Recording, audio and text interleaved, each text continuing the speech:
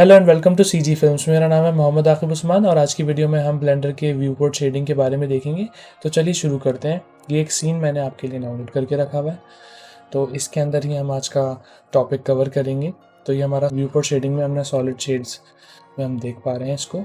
इस सीन में हमारी जो हमने लाइटिंग सेटअप कर रखी होती है वो नहीं इसमें हमें विजिबल होती है। जो इसका अपना खुद का लाइटिंग सेटअप है उसके थ्रू ही ये अभी बेसिक लाइटिंग इसके अंदर हुई हुई है, ताकि ये ऑप्टिमाइज रहे और ताकि स्पीड से आप इसमें काम करें और अपना एडिट करके रेंडर लें।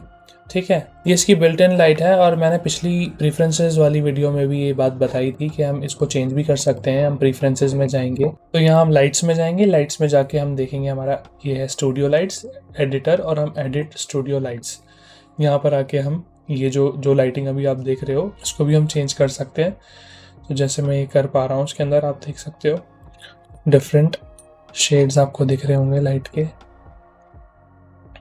तो इससे हम थोड़ा आसानी से यहाँ पर हम अपने मॉडल्स पे लाइटिंग वगैरह ट्राई कर सकते हैं बिना सिस्टम पे लोड डाले, या अगर हमारा सिस्टम हल्का है तो हम यहाँ इस वाले मोड में अच्छे से काम कर सकते हैं। फिर बाद में रेंडर के टाइम पे हम अपना रेंडर्ड व्यू पोर्ट पर जाकर हम अपना रेंडर देखकर उसे रेंडर कर सकते हैं। ठीक है, तो इसलिए ये ज़्यादा काफ़ी अच्छा रहता है ये वाला हमारा शेडिंग व्यू पोर्ट। तो इसको मैं वापस से रीसेट कर देता हूँ क्योंकि मुझे तो जो ये लाइटिंग है यही ठीक लग रही है, क्योंकि इसमें हमारे सारे जो ऑब्जेक्ट्स हैं वो एक तरीके से लाइट हुए हैं। चाहे मैं किसी भी एंगल से देख रहा हूँ सब पे लाइट इवनली पड़ रही है। तो अभी फिलहाल के लिए हम इसको ये रख देते हैं, लेकिन हाँ यहाँ से हम आगे चेंज भी कर सकते हैं, तो इसलिए मैंने आपको ये रिमाइंड कराया है। तो इस वक्त हम अपने व्यू पोर्ट शेडिंग के सॉलिड मोड में है। अगर हमें डिफरेंट मोड में जाना है तो हम यहाँ से भी जा सकते हैं, जैसे वायर फ्रेम है, हमारा मटेरियल प्रीव्यू है और रेंडर्ड प्रीव्यू है। ठीक है, और अगर मैं Z प्रेस करूँगा तो मेरा पाई मेन्यू आ जाएगा। यहाँ से मैं डायरेक्टली स्विच भी कर सकता हूँ। फॉर एग्जांपल मैं वायर फ्रेम पे जाऊँ, ठीक है, तो मेरा ये वायर फ्रेम मोड आ गया है जिसके अंदर मैं सारे मॉडल्स को अच्छे से देख सकता हूँ। ठीक है, तो वायर फ्रेम मोड होता है। तो अगर हमें बार बार स्विच करना पड़ रहा है हमारे व्यू पोर्ट को, तो फॉर एग्जांपल जैसे मैं सॉलिड व्यू पे था और मैं वायर फ्रेम पर आ गया हूँ, तो अगर मैं शिफ्ट Z प्रेस करूँगा तो मेरा वापस सॉलिड व्यू पोर्ट पे मैं शिफ्ट हो जाऊँगा, और वापस मुझे वायर फ्रेम पे जाना है तो मैं शिफ्ट Z प्रेस करूँगा तो मेरा वायर फ्रेम मोड आ जाएगा। तो मैं एकदम से इसमें स्विच कर सकता हूँ दोनों मोड्स में, शिफ्ट Z और शिफ्ट Z, जो भी आपको सूटेबल हो। तो हर व्यू पोर्ट शेडिंग में हमारे पास ऑप्शंस होते हैं। फॉर एग्जांपल जैसे अभी हम सॉलिड शेडिंग में है, तो यहाँ पर आप ये देख रहे हो इस वाले की पे आप इस वाले बटन पे आप क्लिक करेंगे तो उसकी सारी सेटिंग्स यहाँ पर खुल के आ जाती हैं। तो करंटली हमारी स्टूडियो लाइटिंग है जो हमने इसके अंदर अप्लाई करी हुई है, जो कि हर जगह से हमें बराबर लाइट शो हो रही है और हमारा पूरा सीन हमें कवर हो रहा है। अगर हम यहाँ से वर्ल्ड स्पेस लाइटिंग में शिफ्ट करते हैं तो हमारी जिस व्यू से हम देख रहे हैं वहाँ से हमारी लाइटिंग आपको दिख जाएगी, और इस लाइटिंग को आप रोटेट भी कर सकते हो डिफरेंट एंगल पे। वो आपकी ज़रूरत के अकॉर्डिंग है अगर आप करना चाहें तो, लेकिन मैं इसको यहाँ से अनचेक कर देता हूँ और मुझे यही ठीक है, लेकिन मैंने आपको दिखा दिया उसका फंक्शन भी। ठीक है, और इसके अंदर जो हमारे डिफरेंट लाइटिंग शेडर्स हैं वो भी हम अपना अप्लाई करके चेक कर सकते हैं, जो भी हमारे को सूट करेगा हम यूज़ कर सकते हैं। और इसके अलावा भी हम अपने प्रीसेट लाइटिंग शेडर्स को यहाँ से लाके ऐड कर सकते हैं, लेकिन अभी फ़िलहाल मैं इसे डिफ़ॉल्ट पे छोड़ देता हूँ। इसके बाद आते हैं हमारे स्टूडियो लाइटिंग के बाद आते हैं हमारे मैट कैप्स, जिसके अंदर हमारी थोड़ी डिफरेंट लाइटिंग हमें दिख सकती है, और इसके अंदर हमारे पास काफ़ी सारे डिफरेंट शेडर्स होते हैं जिसके थ्रू हम अपने मॉडल्स को देख सकते हैं। फॉर एग्जांपल मैं ये वाला शेडर ऑन करता हूँ। ये वाला जो शेडर है ज़्यादातर ये स्कल्पटिंग के लिए यूज़ होता है। इसके अंदर आपको अपनी सरफेसेस, उसके अंदर क्या इम्परफेक्शंस हैं वो सारी आप चीज़ें देख सकते हो। काफ़ी अच्छा ये इसका शेडर होता है। ज़्यादातर ये वाला शेडर आपने देखा भी होगा, ये सब स्कल्पटिंग में यूज़ होता है।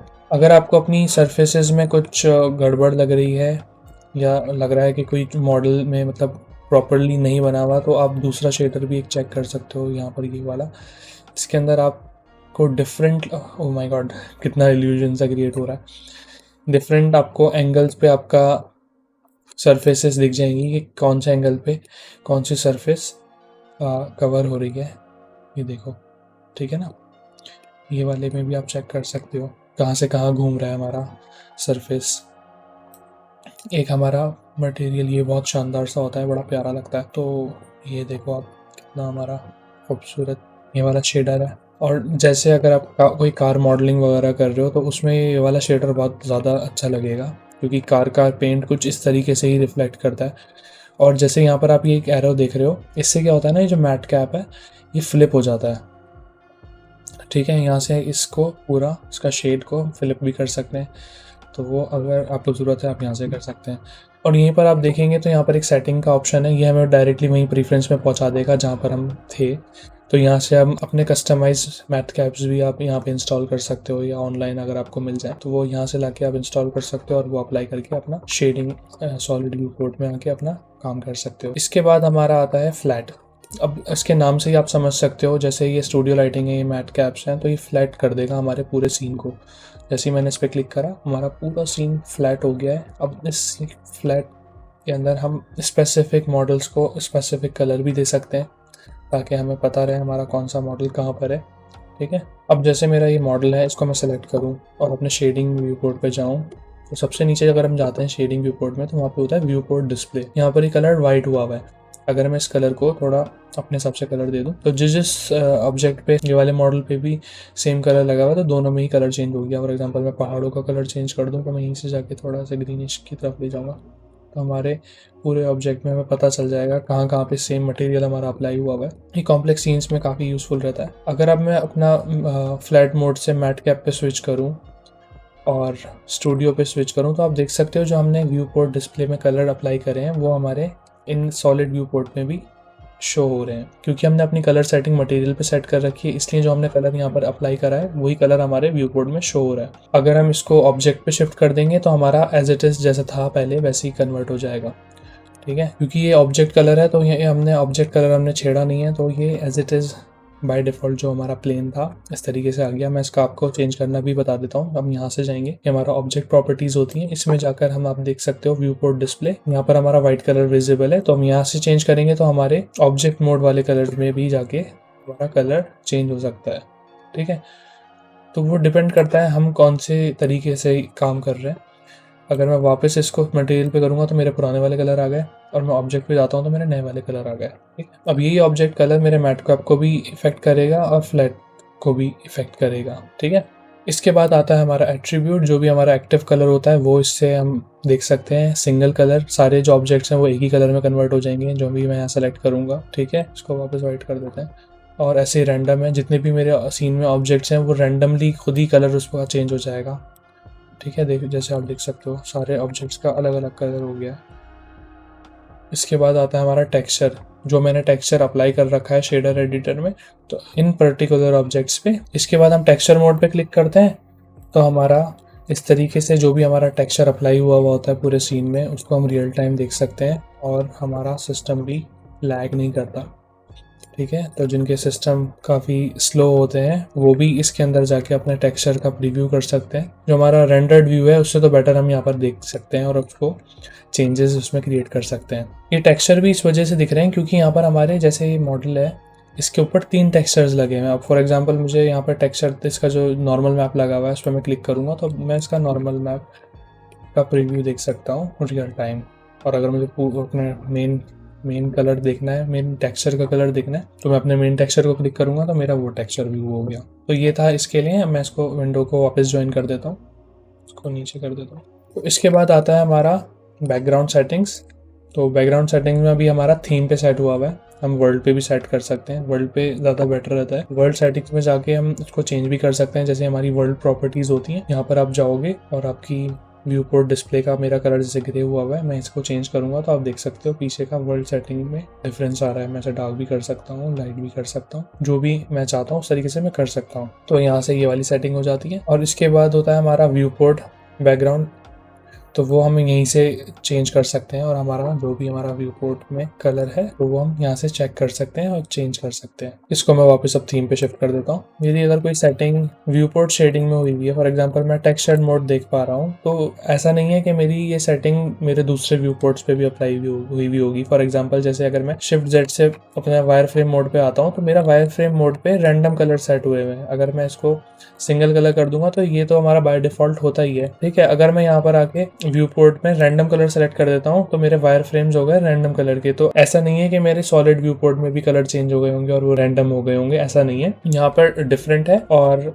अगर मैं सॉलिड व्यू पोर्ट में शिफ्ट करता हूँ, शिफ्ट Z प्रेस करके, तो यहाँ आप देख सकते हो यहाँ पे मेरा टेक्सचर्ड मोड ही लगा हुआ है कलर्स में, ठीक है। तो इस तरीके से ये डिफरेंट होते हैं। और ऐसे ही अगर मैं रेंडर्ड वगैरह पे जाऊंगा तो वहाँ पे मुझे उसके हिसाब से उसकी सेटिंग करनी पड़ेगी उस पर्टिकुलर शेडिंग व्यू पोर्ट पे, ठीक है। इसके बाद हम नीचे के ऑप्शंस को देख लेते हैं। तो जैसे हमारा ऑप्शंस में हम आते हैं, यहाँ पर है हमारा back face culling. For example जैसे हमारा ये मॉडल है, तो मॉडल की ऊपर की सरफेस तो आप देख ही सकते हो और नीचे की सरफेस भी होती है इसकी, जो कि हमारे बैक फेसेस होते हैं। ये अभी विजिबल है। अगर मैं इसे हटाना चाहता हूँ तो मैं यहाँ से बैक फेस कलिंग पे क्लिक कर दूंगा तो मेरे जितने भी अंदर वाले सरफेसेस हैं वो सारे मेरे हाइड हो जाएंगे।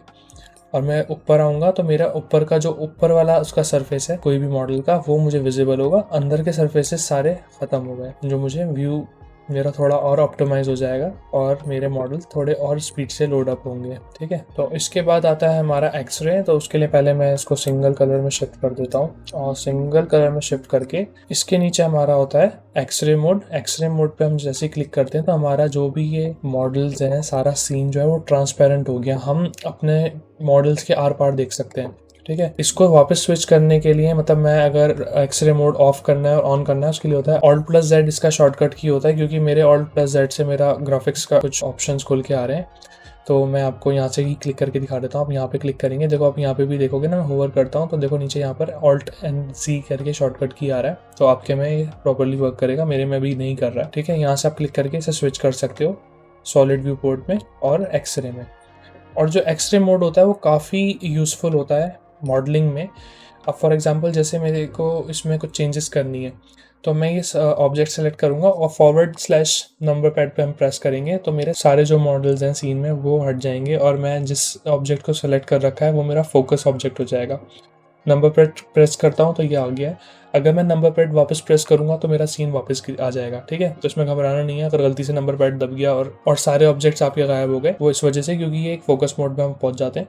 नंबर पैड में प्रेस करता हूँ और मेरा ट्रांसपेरेंसी एक्सरे मोड ऑन हुआ है। मैं देख सकता हूँ मेरे जो ये कॉम्प्लेक्स मॉडल है इसके अंदर की मुझे जो स्ट्रक्चर्स हैं वो सब मैं इसके अंदर देख सकता हूँ आसानी से और उनको एडिट भी कर सकता हूँ। जैसे कि अगर मुझे कोई भी करेक्शन करनी है इन मॉडल्स में तो मुझे बाहर की सरफेस तो दिख ही रही है। अगर मैं एडिट मोड में जाता हूँ टैब प्रेस करके तो मुझे बाहर की सरफेस तो दिख ही रही है, जो अंदर की इनर सरफेसेस हैं वो भी मुझे विजिबल है। और अगर मैं Alt+Z प्रेस करूं या फिर मैं यहाँ से एक्सरे मोड ऑफ करूं तो आप देख सकते हो कि जैसे ही मैंने एक्सरे मोड हटाया सरफेस के ऊपर ही मैं सिलेक्शन कर सकता हूँ इन वर्टिसेस को। मुझे जो अंदर के इन वर्टिसेस दिख रहे थे वो दिखने बंद हो गए हैं। अगर मुझे उन्हें सेलेक्ट करना है तो मुझे यहाँ पर आके क्या करना होगा, फॉर एग्जाम्पल जैसे मैं ये वाले सेलेक्ट करता हूँ इस वर्टेक्स पे, ठीक है। तो अब मुझे पीछे का भी सिलेक्ट करना है, अदरवाइज मैं जब इसे मूव करूँगा तो मेरा सिर्फ आगे से ही मूव हो रहा है। देखो पीछे वाला ये यहाँ पर पीछे छुपा हुआ है, तो उसको मुझे सेलेक्ट करने के लिए मुझे पूरा नीचे घुमा के डिफरेंट एंगल्स पे जाके उस पॉइंट को सेलेक्ट करना पड़ेगा, तब जाके मैं उस पूरे को मूव कर सकता हूँ, ठीक है। अब आप ये देखो कितना आसान है। अगर हम एक्सरे मोड में जाएंगे तो एक्सरे मोड में क्या होता है, एक तो वायर फ्रेम मोड हो गया, वहाँ तो आप कर ही सकते हो ये सारी चीज़ें, लेकिन एक्सरे मोड में क्या होता है ना, हमें 3D स्ट्रक्चर भी दिख रहा होता है और हम उसके दोनों इनर और आउटर साइड के जो वर्टिसेस हैं उनको हम सेलेक्ट कर सकते हैं। अब जैसे मैं देखो अंदर का भी सेलेक्ट कर सकता हूँ और बाहर का भी। अब जैसे ही मैंने दोनों वर्टिसेस सेलेक्ट कर लिए, अब मैं वो एडिटिंग और शेप में चेंजेस ला सकता हूँ जो मैं पहले नहीं ला पा रहा था। आप देख सकते थे कि मैं कितनी मुश्किल से मैं उसे 3D स्पेस में घुमा रहा था और मैं खो भी गया था एक बार। तो यहाँ से हम इस तरीके से आसानी से इन मॉडल्स को एडिट कर सकते हैं एक्सरे मोड के थ्रू। तो ये काफ़ी यूज़फुल होता है। हाँ, एक्सरे मोड आपको तब ज़रूरत नहीं है, फॉर एग्जांपल आपको सिर्फ बाहर के फेसेस को ही सेलेक्ट करना है। मुझे जैसे मान लो ये चारों पॉइंट्स मुझे सेलेक्ट करने हैं तो ये मैं एक्सरे मोड हटा के भी कर सकता हूँ, क्योंकि बाय चांस गलती से मैं अंदर का भी सेलेक्ट कर सकता हूँ बाय मिस्टेक। फॉर एग्जांपल मैं ऐसे करके सेलेक्ट कर रहा हूँ तो मेरा अंदर के भी पॉइंट सेलेक्ट हो गए जो मेरे पूरे मॉडल को डिस्टर्ब कर सकते हैं, जबकि मुझे सिर्फ बाहर वाले पे ही काम करना है। तो उस वक्त पे मैं एक्सरे मोड को ऑफ करूँगा। मैं अपने बाहर के जितने भी मेरे फेसेस हैं उनको मैं सेलेक्ट करके यहाँ से इसको मैं चेंजेस कर सकता हूँ। तो दोनों के अपने अपने फ़ायदे हैं, ठीक है। तो ये तो हो गया ये। अब मैं वापस फॉरवर्ड स्लैश प्रेस करूँगा तो मैं अपने सीन में वापस आ गया हूँ।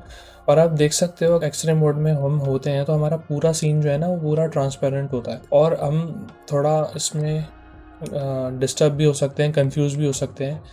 और तो वो चीज़ ना हो, हम ये कर सकते हैं कि हम व्यू पोर्ट्स की सेटिंग में जाएं और एक्सरे को हम फुल कर दें। तो इस सेटिंग में क्या होता है, हमारा जैसे हम नॉर्मली वर्क कर रहे हैं तो हमारा एक्सरे मोड नहीं हमें शो होगा, लेकिन अगर हम किसी भी ऑब्जेक्ट को, क्योंकि हमें उस पर काम करना है तो जाहिर सी बात है हमें उसे एडिट करना पड़ेगा, जैसे हम एडिट मोड में जाएंगे तो हम उस ऑब्जेक्ट को सॉलिड में भी कर सकते हैं और एक्सरे भी कर सकते हैं। तो स्पेसिफिकली वो वाला ऑब्जेक्ट पे ही वो एक्सरे वाला इफेक्ट अप्लाई होगा, बाकी के हमारे सारे सीन एज इट इज़ रहेगा जैसा वो है।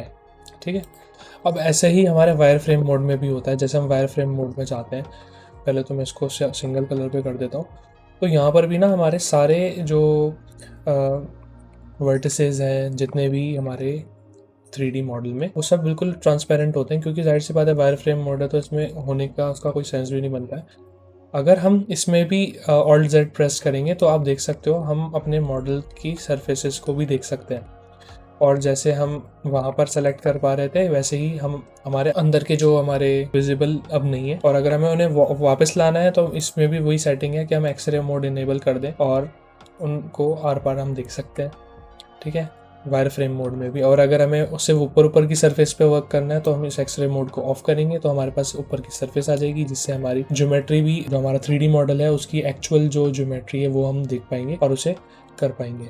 ठीक है, तो ये वायर फ्रेम मोड में इस तरीके से रहता है। अब वापस हम सॉलिड व्यू में आते हैं और हम यहाँ पर अब आते हैं, हम तो यहाँ पर आ गए हमारे शेडोज़। तो इस शेडो मीनिंग से आप ऑटोमेटिकली समझ सकते हो कि हमारे जो सीन में लाइटिंग जो बाय डिफ़ॉल्ट पड़ रही है उससे उसकी शेडोज़ क्रिएट हो गई। ठीक है, अब वो शेडोज़ कितनी हार्ड और कितनी लाइट आपको सॉफ्ट चाहिए वो आप यहाँ से एडजस्ट कर सकते हैं। ठीक है, तो ये जो शेडोज़ हैं इनको भी हम चेंज कर सकते हैं। फॉर एग्जांपल थोड़ी सी मैं शेडो की कंट्रास्ट बढ़ा देता हूँ, और अगर मुझे इसकी डायरेक्शन चेंज करनी है तो मैं यहीं से मैं अपनी जितनी भी मेरी शेडोज़ हैं उनको मैं चेंज कर सकता हूँ। ये हमारी सॉलिड व्यू जो हमारा स्टूडियो लाइटिंग है वो इफ़ेक्ट नहीं कर रहा है, लेकिन हाँ जो हमारी शेडो कास्ट हो रही हैं वो हम इस जगह से जाके चेंज कर सकते हैं। शेडो को यहाँ से हम शिफ्ट भी कर सकते हैं।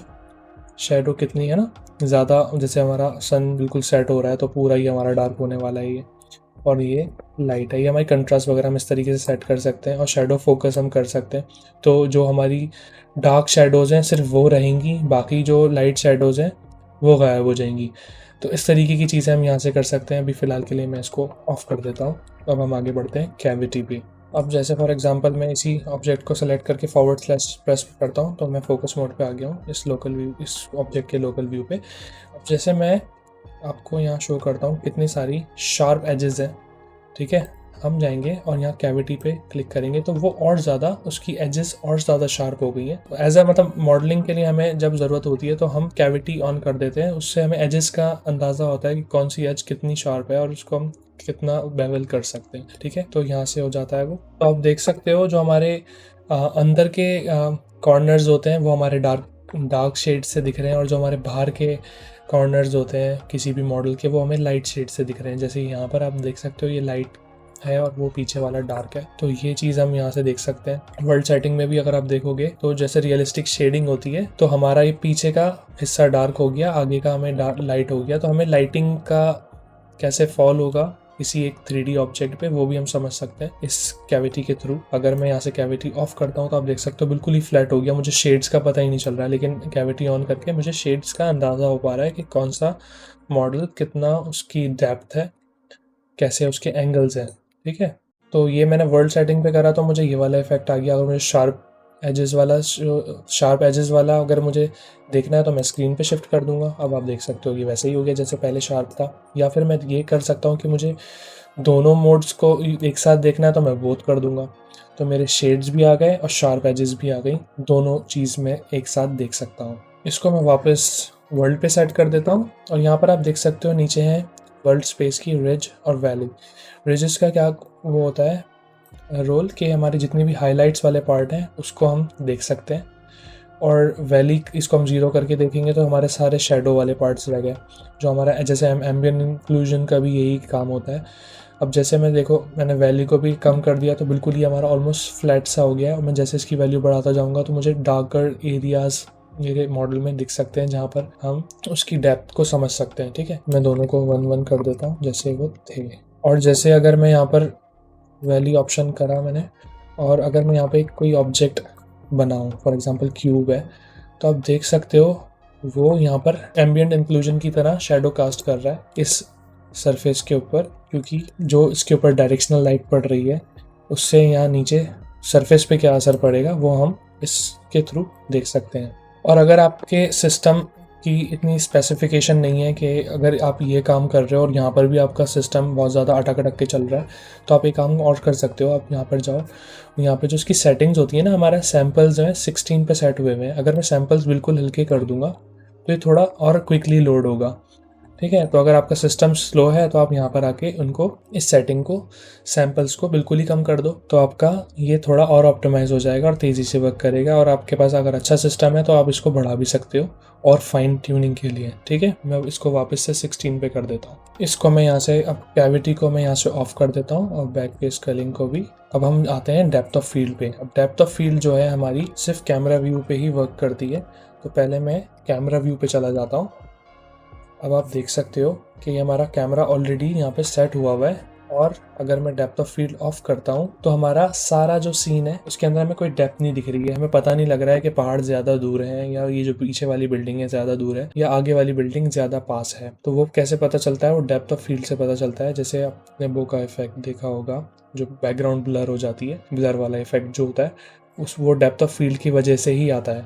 ठीक है, अगर मैं डेप्थ ऑफ फील्ड ऑन कर दूंगा तो मेरा जो फोकस है वो आगे वाली बिल्डिंग पर है, पीछे का और आगे के, मतलब जो बिल्डिंग है इससे आगे के ऑब्जेक्ट्स और इससे पीछे के ऑब्जेक्ट्स, सारे ऑब्जेक्ट्स ब्लर हो जाएंगे। जिसपे मेरा फोकस सेट हुआ हुआ है वो ऑब्जेक्ट मेरे लिए क्लियर हो जाएगा। ठीक है, तो डेप्थ ऑफ फील्ड से हमारा ये बेनिफिट होता है, फोकस हो जाता है और थोड़ा सिनेमैटिक फील भी आता है। जैसे कि हम ये इसकी जो सेटिंग्स हैं उसको ट्विक करने के लिए हमें अपने सीन में जाना पड़ेगा, जो हमने कैमरा लगा रखा है, जो कैमरा ये व्यू देख रहा है।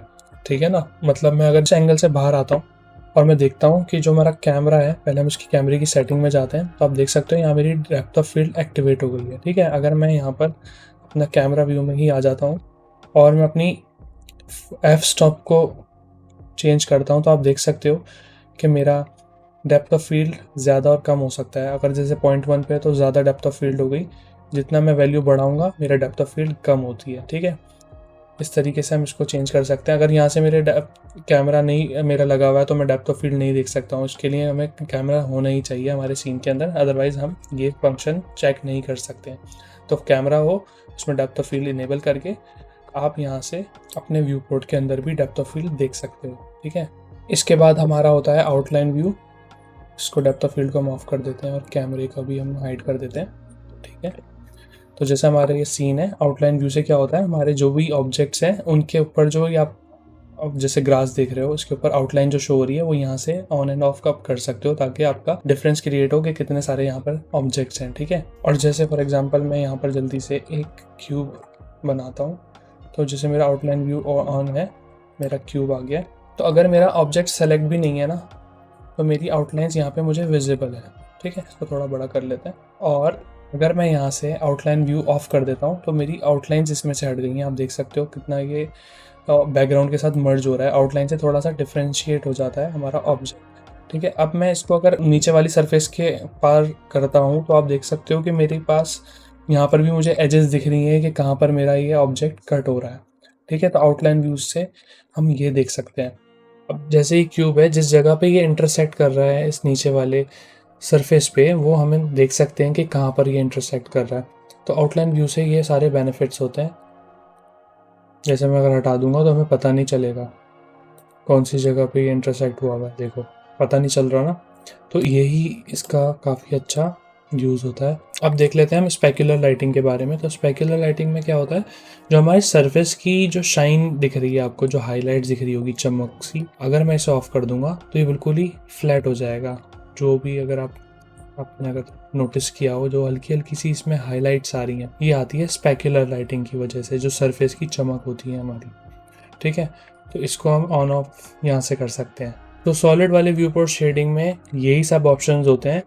अब एक बार मैं आपको दिखा देता हूँ, जैसे हम टेक्सचर्ड मोड में थे, तो जो इसकी मैक्सिमम लिमिट होती है, इसके ऊपर के जो भी सारे काम होते हैं, मतलब ये यहाँ पर आके इसकी लिमिट है, इससे अच्छा ये दिख नहीं सकता, ठीक है। इसके बाद आता है मटेरियल प्रीव्यू, जो कि डेडिकेटेड हमारे जो भी मटेरियल्स होते हैं वो सारे वहाँ पे विजिबल होते हैं। तो हम या तो Z की दबा के यहाँ से हम स्विच कर सकते हैं, नहीं तो हम डायरेक्टली यहाँ से भी क्लिक करके मटेरियल प्रीव्यू में आके अपना मटेरियल सेटिंग्स देख सकते हैं। तो यहाँ पर ये काफ़ी एक्यूरेट होता है। यहाँ पर आप प्रोसीजरल टेक्सचर्स को भी अपना देख सकते हो कि वो कैसे आ रहे हैं, जैसे नॉर्मल मैप्स वगैरह होते हैं। अब देख सकते हो आप हल्का सा यहाँ पर ये रूफ का टेक्सचर है, जो कि हम नॉर्मल मैप की वैल्यूज़ को बढ़ा के और घटा के यहाँ पर देख सकते हैं। ये चीज़ें हम सॉलिड व्यू पोर्ट पे नहीं देख सकते थे। तो जैसे मैं यहाँ से स्प्लिट करता हूँ, स्प्लिट करके यहाँ पे मैं शेडर एडिटर ऑन कर लेता हूँ। तो जैसे मैंने ये वाली बिल्डिंग का मॉडल को सेलेक्ट करा और हम थोड़ा सा ये रूफ की तरफ आ जाते हैं। यहाँ भी हमारी स्ट्रेंथ है 1.0। अगर जैसे मैं इसे घटाता हूँ, देखो ये गायब हो गई।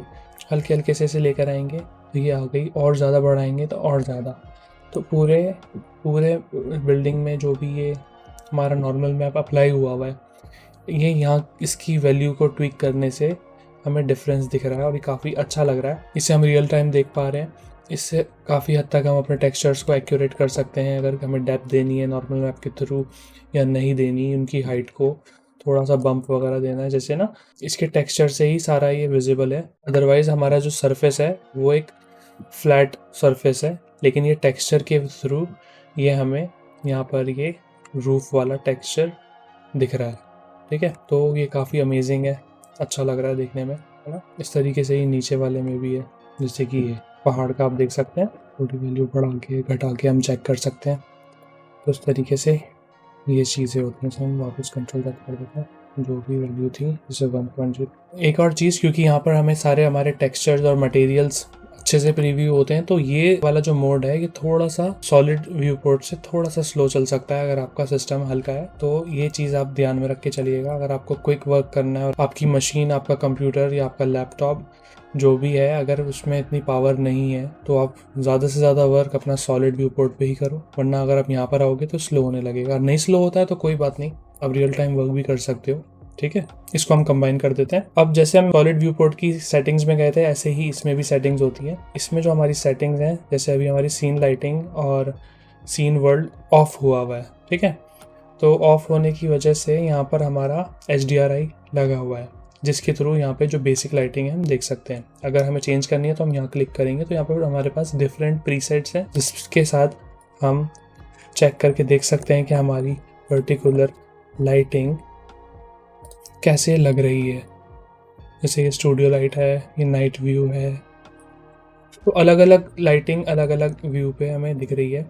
और हम इसकी स्ट्रेंथ बढ़ा सकते हैं, घटा सकते हैं, उसकी ओपेसिटी को बढ़ा सकते हैं, ब्लरनेस हटा सकते हैं। तो हमारे बैकग्राउंड पे वो इमेज आ गई है, जिससे ये रेफरेंस लाइटिंग हमें मिल रही है। फॉर एग्जांपल ये एक ओपन एरिया का HDRI है ना, जैसे खेत से दिख रहे हैं पीछे, तो यहाँ के हिसाब से इसकी लाइटिंग हो रही है। या फिर ये एक समुंदर के पास का HDRI है, तो यहाँ की लाइटिंग इसके हिसाब से हो रही है। तो इसमें हम स्ट्रेंथ बढ़ा घटा सकते हैं। अदरवाइज़ हमारे पास जो हमारी सीन में लाइटिंग लगी हुई है, हम उसका यूज़ कर सकते हैं। और सीन का जो वर्ल्ड सेटिंग है, जो हमारे सीन में यहाँ पे HDRI इमेज लगी हुई है वर्ल्ड सेटिंग में, हम उसको इनेबल कर सकते हैं। अब देखो कितना सिनेमैटिक ये शॉट हो गया, क्योंकि ये बनाया इस इमेज के अकॉर्डिंग गया है ना, इस इमेज के अकॉर्डिंग, इसकी लाइटिंग के अकॉर्डिंग इस HDRI को यूज़ किया गया है, इसलिए देखो कितना परफेक्ट सा लग रहा है, ठीक है। अब जैसे आप ये देख सकते हो, एक वॉल्यूमेट्रिक लाइटिंग वगैरह मुझे इसमें इस सीन में दिख रही है। हो सकता है अगर आप ये वाली फाइल डाउनलोड करो, मैं डिस्क्रिप्शन में इसका लिंक दे दूंगा, तो हो सकता है वहाँ पर ये सेटिंग्स ना हुई हुई हो। फॉर एग्जांपल जैसे यहाँ पे वॉल्यूमेट्रिक लाइटिंग हुई हुई है, अगर मैं यहाँ से वॉल्यूमेट्रिक लाइटिंग ऑफ कर दूंगा, तो आप देख रहे हो जो रेज आ रही हैं, ये रेज इसी वजह से आ रही है क्योंकि वॉल्यूमेट्रिक लाइटिंग अप्लाई हुई हुई है। यहाँ से हम इसे ऑफ कर सकते हैं, तो अब देखो वो लाइट भी नहीं दिख रही है कहाँ पर है, क्योंकि एक एटमॉस्फेयर क्रिएट किया जाता है जिसके थ्रू लाइट रिफ्लेक्ट होती है। और हमें वॉल्यूमेट्रिक लाइटिंग के लिए हमें एक एटमॉस्फेयर क्रिएट करना पड़ता है जिसमें लाइट ट्रैवल करती हुई दिखती है, तो वो इसमें हुआ है। लेकिन यहाँ से हमने सेटिंग ऑफ कर दी, तो इसलिए वो दिख नहीं रही है। तो हम वॉल्यूमेट्रिक लाइटिंग ऑन कर देंगे, तो ये यहाँ पर हमें लाइट स्प्रेड होती हुई दिख रही है, ठीक है। ऐसे ही अगर आप देखोगे तो ये जो शाइनी पार्ट है यहाँ पे, ये ब्लूम इफेक्ट होता है। अगर मैं इसे ऑफ कर दूंगा तो देखो जैसे चमक जो मार रहा है, ये इस इस ब्लूम इफेक्ट के थ्रू ये जनरेट हो रहा है, ठीक है। ऐसे ही एम्बियंट इंक्लूजन होता है, मोशन ब्लर वगैरह सारी चीज़ें यहाँ से हम ये ईवी सेटिंग्स की जब अब हम रेंडरिंग सेटिंग करेंगे ईवी की, तो वो हम यहाँ पे इसको कवर करेंगे। तो अभी फ़िलहाल के लिए मैंने इसका आपको ब्रीफ कर दिया है, ठीक है। अब क्योंकि हम एडिटिंग कर रहे हैं अपने 3D सीन के अंदर, तो इस लाइटिंग के अंदर आप अच्छे से एडिटिंग नहीं कर पाओगे, क्योंकि ये तो हमारा फाइनल रेंडर्ड व्यू है लगभग। क्योंकि अगर हम रेंडर व्यू में जाएंगे अभी आगे, तो उसमें ऑलमोस्ट यही वाली लाइटिंग हुई हुई होती है। लेकिन अगर आप एडिटिंग कर रहे हो और अभी इसमें चेंजेस करने हैं, तो मेरे ख्याल से आपको सीन लाइट्स और सीन वर्ल्ड की लाइटिंग को ऑफ करके ये फ्लैट लाइटिंग और मतलब इस तरीके की आप ब्राइट लाइट में कर सकते हो, ताकि आपको चीज़ तो दिखे कौन सी चीज़ कहाँ पे रखी हुई है। अगर आपको दिखेगी नहीं तो आप उसको अरेंज कैसे करोगे, है ना। तो ये सारी चीज़ें तो हम रेंडर्ड व्यू में भी देख सकते हैं। जैसे हम Z प्रेस करेंगे और रेंडर्ड व्यू पे चलते हैं, तो ये हमारा फाइनल व्यू होगा जिसको कैमरा कैप्चर करेगा। अगर मैं 0 प्रेस करूं तो ये वाला जो हमारा कैमरा यहाँ सेट हुआ है, और हम अगर रेंडर व्यू में जाके रेंडर इमेज करते हैं, तो ये हमारा देखिए फाइनल रेंडर ये आया है। ये हमारी फाइनल लाइटिंग है, मतलब ये मैक्सिमम यही है जो इस फाइल के अंदर सेट हुआ हुआ है, जो ये टेम्पल वाली फाइल है, ठीक है। तो इस तरीके से ये हमारा फाइनल आउटपुट जो देता है वो है हमारा रेंडर्ड व्यू पोर्ट, जिसके अंदर हम अपना रियल टाइम, क्योंकि ईवी जो है रियल टाइम रेंडर इंजन है, इसमें आप रियल टाइम वर्क कर सकते हो। अगर आपका सिस्टम थोड़ा भी ठीक है अगर 3D के हिसाब से, तो आप रियल टाइम इसके अंदर काफ़ी कुछ कर सकते हैं, और ये बहुत ही अच्छा चलता है। इसके ऊपर हम बहुत सारी वीडियोस बनाएंगे अभी आगे, जिसमें हम सिर्फ ईवी को फॉलो करेंगे। और एक मैंने कार चेज की एक वीडियो बनाई थी, आपने देखी होगी मेरी इंट्रोडक्शन वीडियो में मैंने जो शो करी थी, उसके अंदर मैंने पूरा रेंडर मेरा ईवी के ऊपर ही हुआ था, क्योंकि उस टाइम मेरा सिस्टम इतना हैवी नहीं था कि मैं उसे साइकिल्स पे रेंडर कर सकूँ, ठीक है। तो ये जो ईवी होता है इसकी इतनी एक्यूरेट लाइटिंग और टेक्सचरिंग वगैरह नहीं होती जितनी साइकिल्स की होती है। उसमें रे ट्रेसिंग होती है, तो वो काफ़ी हद तक एक्यूरेट होती है, इसीलिए वो बहुत ज़्यादा हैवी भी होता है उसको रेंडर करना। और ईवी रियल टाइम होता है। तो अगर जैसे मैं साइकिल्स पे स्विच करता हूँ, तो आप देखो कितना नॉइज़ क्रिएट हो गया, और लाइटिंग भी आप देख सकते हो कितना नेचुरल सा फील दे रहा होगा। साइकिल्स को रियल टाइम चलाना काफ़ी टफ होता है, क्योंकि साइकिल्स में बहुत ज़्यादा प्रोसेसिंग लगती है हमारे ग्राफिक्स की। तो अगर आपके पास हैवी ग्राफिक्स कार्ड है तो आप तब तो उसमें कुछ काम कर सकते हो, अदरवाइज़ देख रहे हो आप इतना हैवी ग्राफिक कार्ड लगाने के बावजूद भी ये इतना हो रहा है, ठीक है ना। तो इसलिए ईवी यहाँ पर जीत जाता है इन चीज़ों में, कि अगर हमारे पास वो रिसोर्सेज नहीं है, वो पावर नहीं है, तो हमें अपना क्रिएटिविटी दिखाने के लिए एटलीस्ट एक हमारे पास रियल टाइम रेंडर तो है, जिसे हम ईवी कहते हैं। तो उसमें हम काफ़ी हद तक कुछ चीज़ें बना के प्रैक्टिस कर सकते हैं, सीख सकते हैं, और जैसे जैसे हम ग्रो करते हैं तो फिर हम अपनी चीज़ें अपग्रेड करके उसके अंदर हम फाइनल इम्प्रूवमेंट ला सकते हैं, है ना। इस सीन को हमारे सिस्टम को कैलकुलेट करने में भी कितना टाइम लग रहा है। अगर मैं यहाँ से डिनॉइज कर दूंगा तो काफ़ी हद तक एक सीन क्रिएट होगा, जो कि देखो काफ़ी हद तक काफ़ी अच्छी स्पीड पर आ गया है ना। इस वीडियो को हम यहीं तक रखते हैं। उम्मीद है आपको समझ में आया होगा कि हमने व्यू पोर्ट शेडिंग को किस तरीके से यूज़ करना है और उसमें सेटिंग्स किस तरीके से करनी है। अगर आप इस चैनल पर नए हैं तो प्लीज़ मेरे चैनल को सब्सक्राइब कीजिए। वीडियो पसंद आई है तो लाइक कीजिए। अगर मैं कुछ मिस कर गया हूँ तो आप मुझसे कमेंट सेक्शन में पूछ सकते हैं। तो मैं मिलता हूँ आपसे अगली वीडियो में, तब तक आप सब अपना ख्याल रखिए। Okay, bye.